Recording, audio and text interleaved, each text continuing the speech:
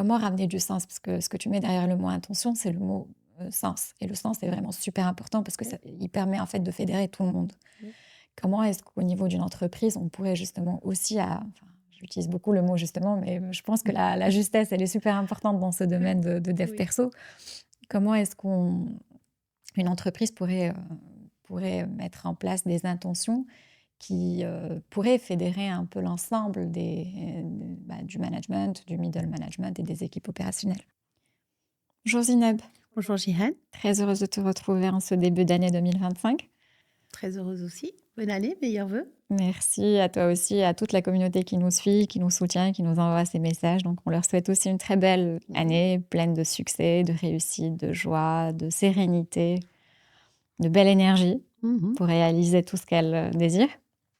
Alors justement, dans la continuité des podcasts que nous faisons, toi et moi, sur le changement, la conduite du changement et le bien-être et le développement personnel de manière générale, euh, je souhaitais rebondir sur justement ce début d'année, tu Oui. vois, qui est un moment assez clé pour poser, où les gens posent des résolutions à Mhm. tenir. Bon, après, il y a des personnes qui arrivent à les tenir dans la durée, il y a d'autres pour qui c'est un peu plus difficile et donc on lâche en milieu de parcours. Je sais que toi, tu utilises un autre mot parce que le mot résolution, ça fait penser à une injonction. Et je sais que toi, tu poses le mot intention. Mhm. Quelle différence fais-tu entre une résolution et une intention? Bon, déjà, on a pris en fait l'habitude de poser des résolutions en début d'année, en cette période, mais voilà, c'est pas obligatoire en fait. Chacun a le choix. Mais effectivement, dans la résolution ou dans l'objectif, il y a la notion de faire. Dans l'intention, pour moi, il y a la notion plus d'être, donc qui est plus en rapport avec quelque chose que l'on désire intérieurement et qu'on va manifester à travers des objectifs ou des résolutions. Donc, quand on est dans l'intention, on va un peu avoir une projection de comment on aimerait se sentir, qu'est-ce qu'on ferait qui va avoir du sens pour nous, qui va nous faire du bien, qui va nous permettre d'avancer, et c'est ça qui va nous permettre de clarifier peut-être les besoins qu'on va avoir pour nous réaliser de cette manière, pour nous accomplir de cette manière. Et à partir de là, on va avoir des objectifs, des résolutions qui vont être des actes à poser au quotidien ou à moyen ou long terme. Mais il y aura plus de champs d'action, selon moi, parce qu'il y a une plus grande liberté et la capacité et la possibilité d'ajuster justement tout, tout, toutes les choses que l'on doit faire en fonction des circonstances. Parce que, et d'ailleurs on le remarque en ce début d'année, on en parlait hier pendant le live, euh, il y a un rythme aux choses, il y a des énergies qui nous entourent, il y a des énergies qui nous habitent, et ce qu'on a envie de faire n'est peut-être pas réalisable comme on le souhaite. Plus on va avoir une certaine souplesse, une certaine fluidité, et plus ça va être simple pour nous. Donc c'est pour ça que je pense que l'intention, c'est quelque chose aussi important. En fait, ce que tu dis, c'est que l'intention, poser une intention, en fait, nous permet d'être plus connectés à nous-mêmes Mhm. et plus alignés avec qui nous sommes et ce qu'on désire vraiment. Alors que le mot résolution, chose qu'on a eue par le passé, enfin, voilà, on est habitué à ce mot-là, c'est plus des objectifs, c'est plus des injonctions qui nous mettent parfois un peu trop la pression. Voilà, il peut y avoir une notion, par exemple, d'obligation, parce qu'on va limiter ça à un résultat précis Mm. et on va limiter ça dans le temps. On va généralement, quand on se fixe un objectif, on se le fixe avec un délai. Et donc, il suffit qu'il y ait un petit changement ou un imprévu pour que ce soit un petit peu peut-être pour nous plus difficile de le vivre. Si on prenait des exemples entre intention, la différence pour montrer, en fait, pour vraiment différencier entre, enfin, je te donne un exemple, tu me dis si c'est OK ou Mhm. pas. Par exemple, voilà, je suis en début d'année, j'ai envie de perdre du poids. D'accord. Alors, si je me mets le mot résolution, enfin, sur ça, je vais me dire, voilà, sur, je sais pas moi, 3 mois, j'ai envie de perdre 5 kilos, ou je OK. sais pas quoi. Si je mets ça, si je reformule ça sous forme d'intention, Mhm. ça serait, voilà, je désire manger sainement, avoir un meilleur rapport à mon corps, à ma nourriture, Exactement, et cetera. exactement. Donc plutôt que de se dire, voilà, j'ai 3 mois pour perdre 5 kilos, c'est OK, je peux poser ça comme objectif, mais derrière, je peux poser l'intention, voilà, cette année, je suis de mieux en mieux dans mon corps, j'ai un poids santé et je me sens de mieux en mieux. Et donc ça peut prendre peut-être plus de temps ou moins de temps, ça sera peut-être 3 mois, 5 kilos ou pas, mais en tout cas, voilà, je serai dans quelque chose qui est plus, plus intime avec moi-même. Donc c'est plus intrinsèque qu'un objectif qui va être mesurable, que je peux atteindre ou pas. Et tu as parlé de pression tout à l'heure, et je n'aurai pas de pression, parce que je n'aurai pas forcément quelque chose de mesurable qui va me mettre en situation de réussite ou d'échec. Ça va être dans un second temps. C'est uniquement une question de priorité. La priorité devrait être justement à quelque chose qui est de l'ordre de l'intention, ce que je désire manifester, ce que je désire réaliser. Et, comment dirais-je, diluer ça dans des objectifs qui sont plus concrets, qui sont plus mesurables. OK, et quels seraient les blocages, selon toi, qui empêcheraient les personnes d'atteindre justement d'atteindre les intentions qu'elles pourraient mettre en place en début d'année? Je pense que généralement, au niveau de l'intention, c'est pas très problématique. On arrive plus à aller vers nos intentions que vers des objectifs. Je pense qu'on le vit tous, quand on pose un objectif, il y a des résistances en nous. Parce que justement, c'est un peu rigide et ce n'est pas forcément en lien avec, ce qu'on veut vraiment et ce n'est pas forcément une réponse à nos besoins. Quand par exemple, je dis: «Je veux perdre 5 kilos en 3 mois». À quel besoin est-ce que je réponds exactement? En fait, non, ce sont des chiffres que je pose, heu et il peut y avoir à ce moment-là des résistances parce que j'ai un rapport avec la nourriture, je réponds à des besoins affectifs, physiques, mentaux et cetera. J'ai un rythme, j'ai des contraintes, j'ai beaucoup de choses et donc c'est un petit peu toutes nos résistances, vont être là lorsque je vais me figer dans une action, à réaliser pour atteindre un résultat. Le résultat généralement derrière un objectif, c'est comment je vais me sentir? Qu'est-ce que ça va m'apporter? OK, et donc les blocages, ils seraient plutôt liés à la notion de résultat que j'ai envie d'atteindre ou de Et qui ne sont pas forcément alignés justement avec mmh, ce que je suis, ce que j'aimerais et le fait que en fait, on change, nos circonstances changent et plus on va être dans la conscience et dans la connaissance de ce que nous sommes, plus on pourra réaliser des objectifs avec facilité, mais ces objectifs vont être dans le cadre d'une intention qui est plus large. OK, et si on devait mettre la lumière justement sur les blocages qui peuvent si on reste sur le schéma des objectifs, quels seraient les blocages qui nous empêcheraient en fait justement de les réaliser? Je pense, bon, je vais parler de ma propre expérience et un peu de ce que je vois autour de moi à travers les gens que j'accompagne, c'est un peu la même chose, c'est la peur du changement, généralement. Donc voilà. Même si on a des objectifs qu'on pose et qu'on a vraiment envie d'y aller, bah, pour y arriver, il faut changer certaines choses. Il y a des habitudes à éliminer, il y a de nouvelles habitudes à mettre en place. Et ça, on peut avoir du mal parce que ça nous sort un peu de ce qu'on connaît. Il y a la peur de ne pas y arriver, qu'on pose aussi devant nous, parce qu'un objectif, c'est dans le temps. Or, plus on va être un peu dans le moment, plus on va avoir la main pour réagir. Et il va y avoir aussi un autre paramètre dont on ne se soucie peu, surtout en ce moment, c'est la fatigue et la capacité, l'énergie qu'on va mettre dans la réalisation d'un objectif. Donc, on va commencer par y mettre toute notre énergie et puis à un moment, on va s'épuiser. Et donc, plus on va apprendre à doser, à utiliser notre énergie donc dans le temps, dans la réalisation d'un objectif pas à pas, plus on va pouvoir se rapprocher de cet objectif-là. Mais généralement, on pose un objectif, on y va à fond, puis à un moment, on est fatigué, on ne va pas en tenir compte, ou alors on n'y arrive pas. On ne va pas essayer de voir qu'est-ce qu'on devrait changer ou revoir à la limite notre objectif. Ça va nous fatiguer, ça peut même nous faire perdre le moral. Et cette pression va peut nous faire baisser les bras. En fait, je pense que, encore une fois, dans la notion d'intention, il y a une notion qui est pour moi importante, c'est apprendre. Quand on est dans l'intention, on veut réaliser quelque chose, on est dans j'apprends. J'apprends à m'écouter, j'apprends à poser les gestes qu'il faut pour que je puisse être au meilleur de ma forme.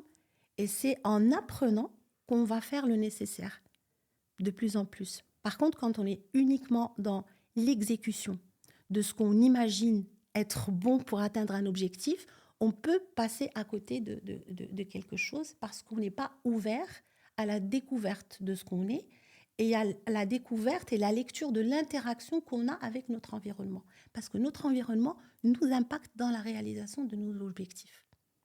Clairement. Voilà. Si par exemple j'ai décidé de perdre du poids, voilà, sur 3 mois, j'ai décidé de perdre 5 kilos, et puis voilà, il y a une fatigue ou un petit souci de santé qui fait que par exemple je ne peux pas faire du sport de la manière que j'avais prévu, eh bien, comment est-ce que je vais réagir? Voilà, Ouais. c'est un élément que je n'avais pas prévu et qui est là.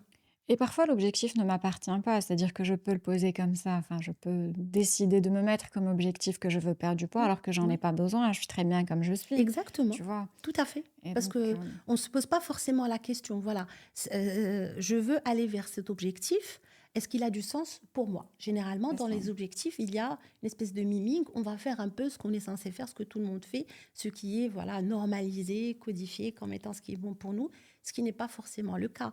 Par exemple, je peux décider de prendre de plus en plus de temps pour moi, de m'investir davantage dans mon activité professionnelle et ça peut réguler mon appétit et me faire perdre du poids.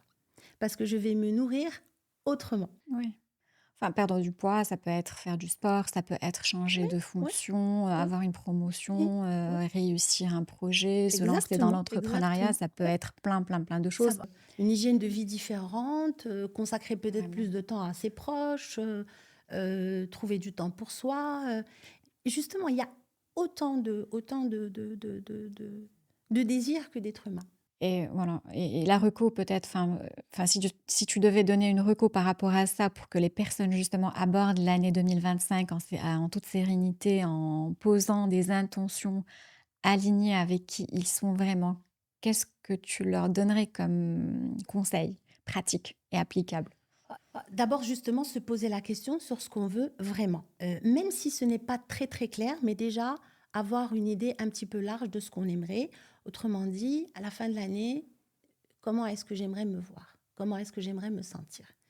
Essayer de voir qu'est-ce que je ne veux plus, qu'est-ce qui m'alourdit et comment est-ce que je peux m'en libérer.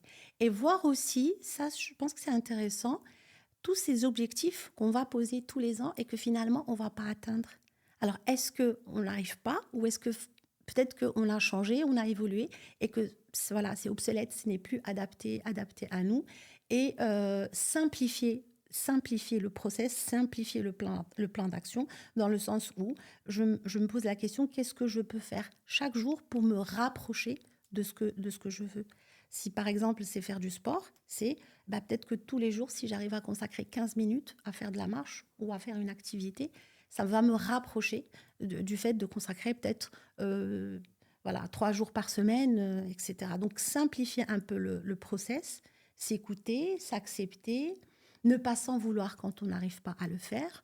Donc en gros, c'est un petit peu ce qu'on dit toujours, avoir une relation bienveillante avec soi-même, parce que je pense que c'est très encourageant pour nous-mêmes, et être un peu réaliste.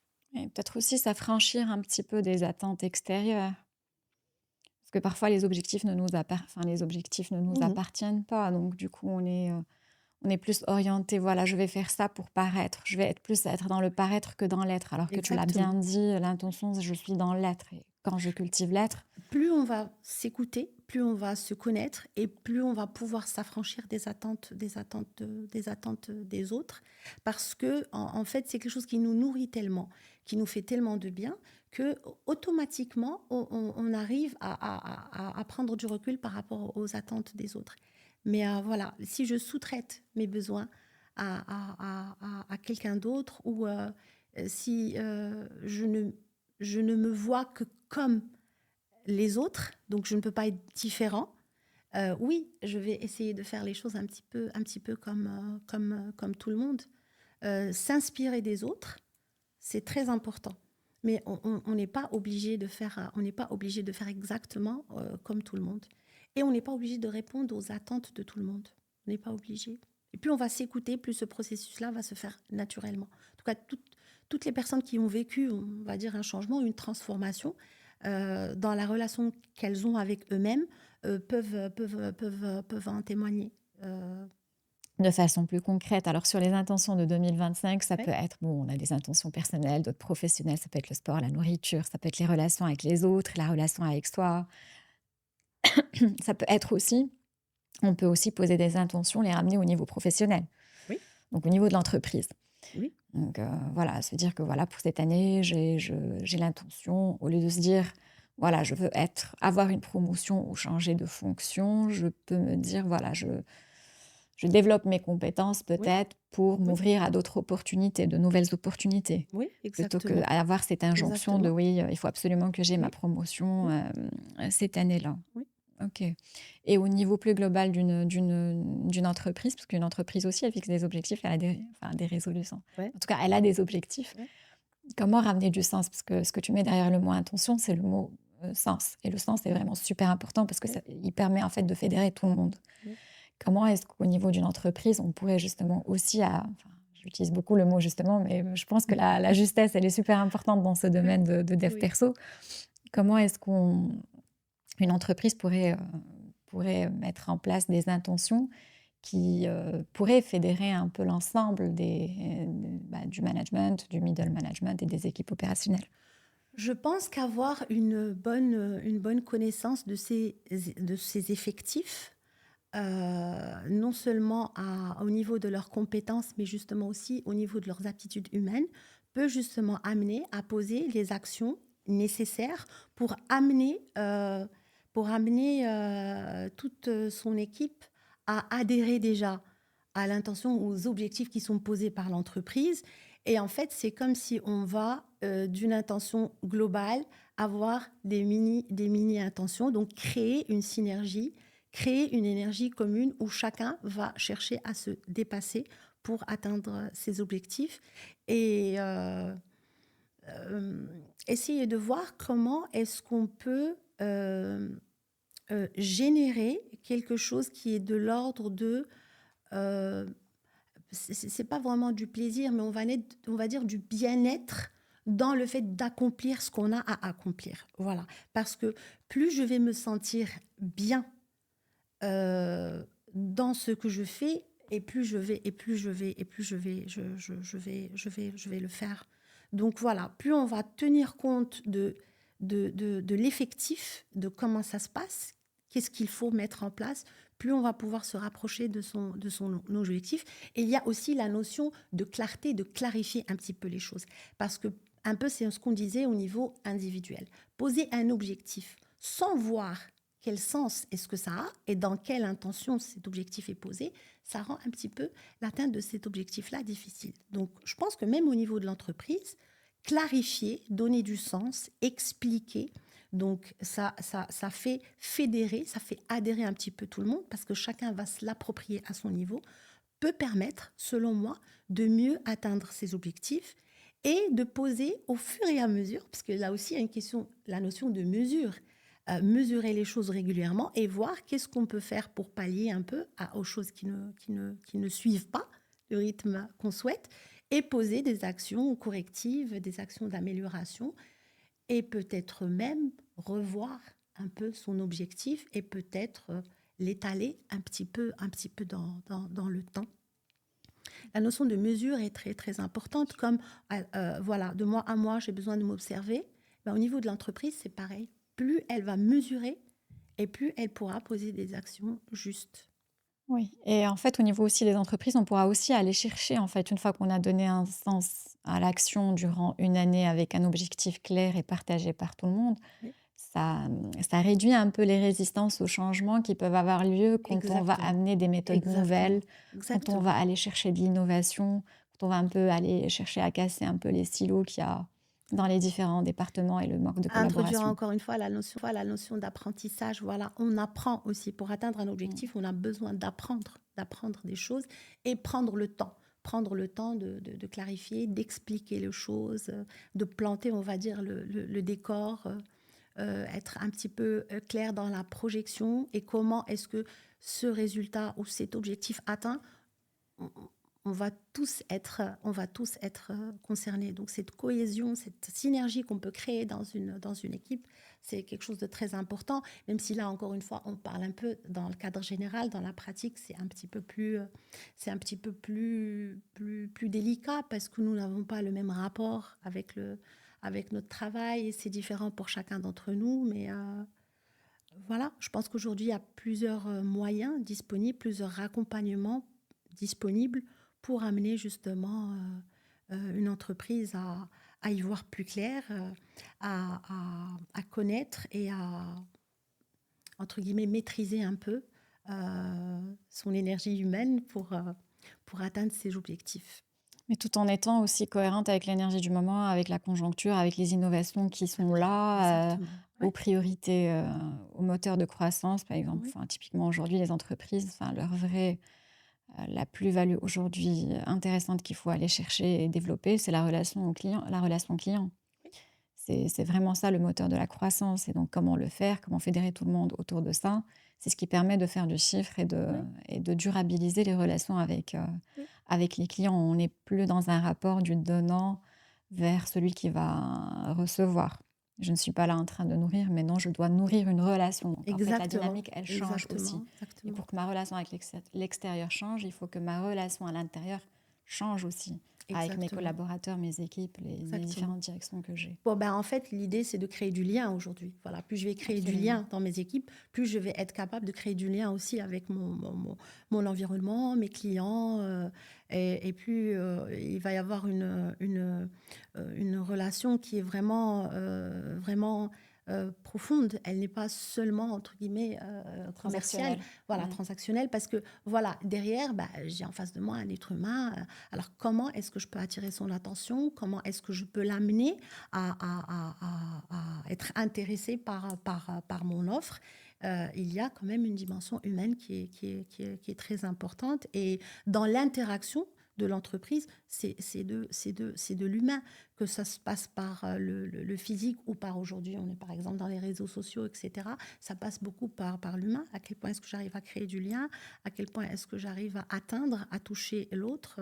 Donc ça passe aussi par susciter des émotions, susciter voilà, des comportements différents. Et ça ne peut passer, selon moi, que par la relation humaine.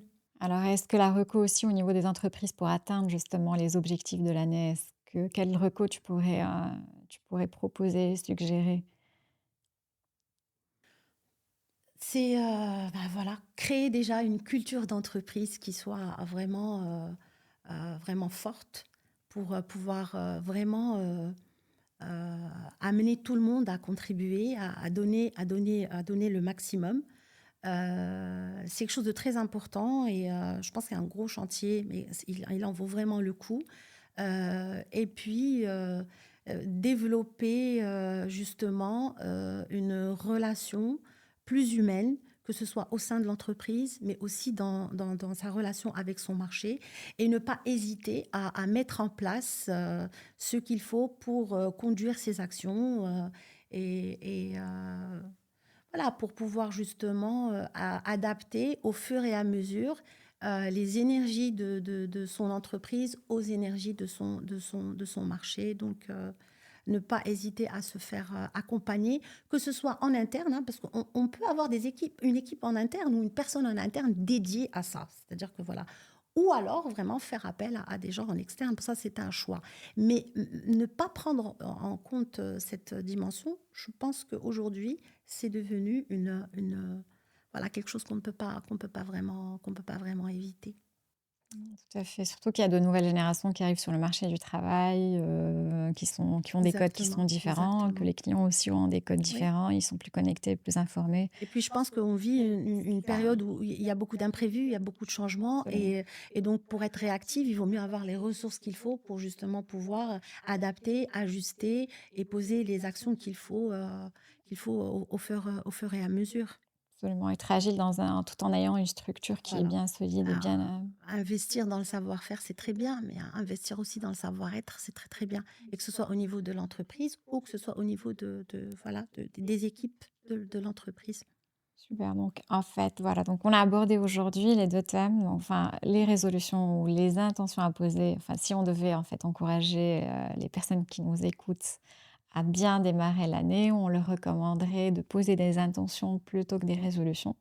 Donc que ce Oui, soit à oui, titre perso ou même oui, à titre professionnel ou oui, même quand on est une entreprise, poser fédérer un peu tout le monde autour d'un objectif exactement. commun, En tout, d'un en tout sens cas, commun. donner, on va dire, la priorité à quelque chose qui est de l'ordre de l'intention.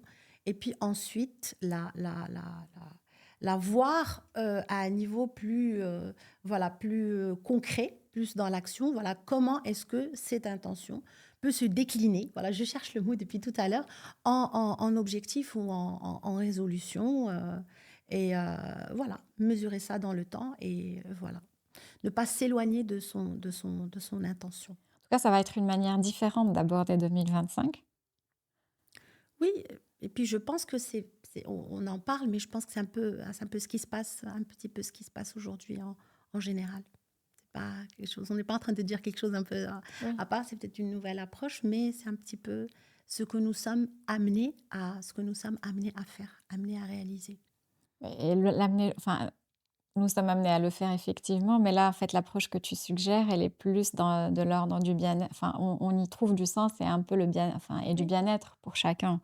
Donc ça facilite, c'est un moteur en fait. Quand les gens se sentent bien dans l'exercice de leur Il y a moins de, fonction, il y a moins de pression, il y a moins de, fonction, il y a moins de pression, il y a moins de il y a moins de pression. charge. Exactement, Mmh. parce que il y a des moments où on a besoin d'avoir de la pression, elle est bonne. Mais parfois, avoir de la pression tout le temps, C'est épuisant. c'est pas forcément Mmh. bon. On surchauffe comme n'importe quel moteur. Oui.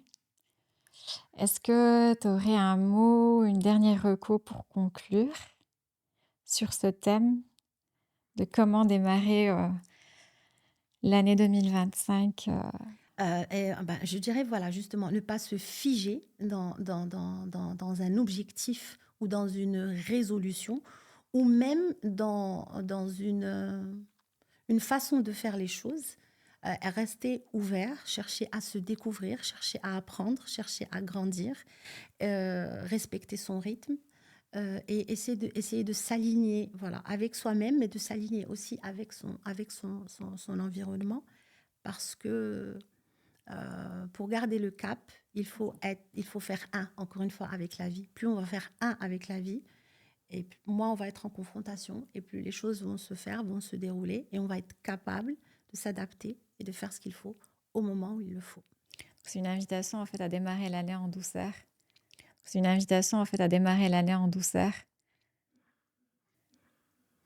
Oui, parce que on va dire que l'énergie du moment l'exige, mais ça peut changer. C'est pas forcément démarrer en douceur. Mais je pense qu'aujourd'hui, on démarre un peu en douceur. On a un peu de mal avec ça parce qu'on a envie de faire des choses vite et rapidement. Mais oui, il s'avère que l'année démarre en douceur. Oui, c'est des moments en fait qui permettent aussi en fait aux gens de se ressourcer, enfin que ce soit à titre perso Exactement, ou à pro, enfin exactement, ce qu'on disait hier. exactement. Parce que ça peut aller vite dans d'autres choses. Voilà, Voilà, parce que si l'année démarre en douceur, elle démarre pas en douceur dans tous les aspects.